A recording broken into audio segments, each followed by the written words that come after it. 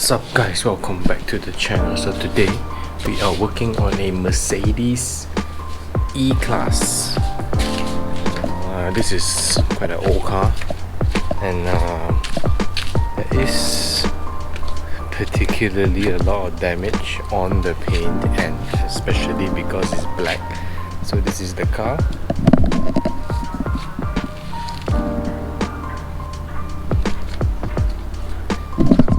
Glossy and all, but there is significant damage on the car because of the age, and so far I didn't see any oxidation build up, which is a good thing, but the paint is really swirled up.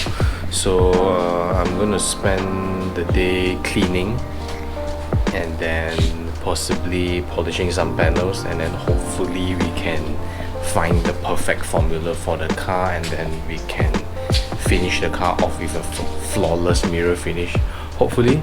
So I guess we find out together, and I'll show you guys everything in a cinematic video. Make sure you like and subscribe to the channel.